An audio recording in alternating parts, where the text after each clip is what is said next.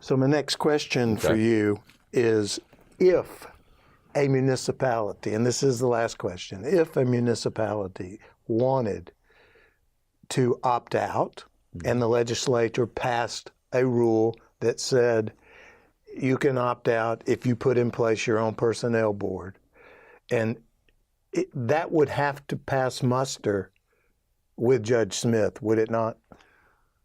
That's a good question, and I'd have to go back and see where they are in the process, because the smaller, I say smaller municipalities, other than Jefferson, other than Birmingham, I think the rest of them, they've been released years ago from the consent decree or any oversight. The smaller ones, like Lipscomb, Brighton, places like that. Mountain Brook, Homewood, Vestavia, all they had to do was abide by whatever the personnel board's testing methodology is, which they had to do anyway. Well, Vestavia still has to work off the list. Yeah, they're still hiring off the list. Yeah, but I'd have to go back and see where they are in the consent decree process of whether or not Judge Smith would continue to have jurisdiction if you had an opt-out provision. I can tell you that what he found was wrong 10 years ago in 2008 was the way that the board would be composed because of too many politics involved. I think that if you went back and said you can opt out, but you got to create a personnel board that's similar to what you have in the Jefferson County Board, and the appointment process has to be fair to assure diversity, and then you have the same or similar rules and regulations for employees, so they get civil service protection. I think that would work.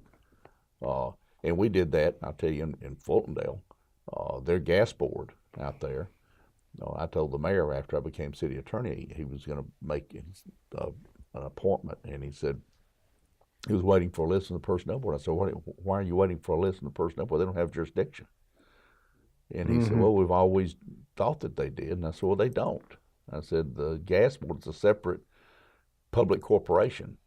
And I wrote a letter to their lawyer, and after several letters back and forth, they agreed. They don't have jurisdiction.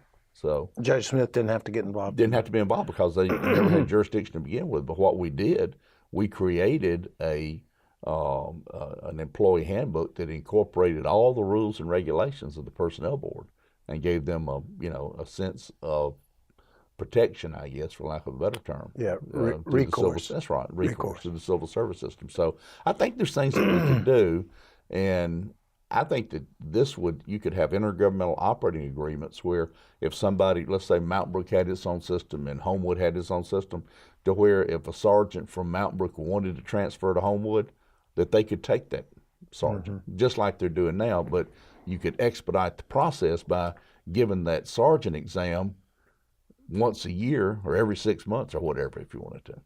Well, it sounds like to me Consigliere still lives, and he's up in Huntsville.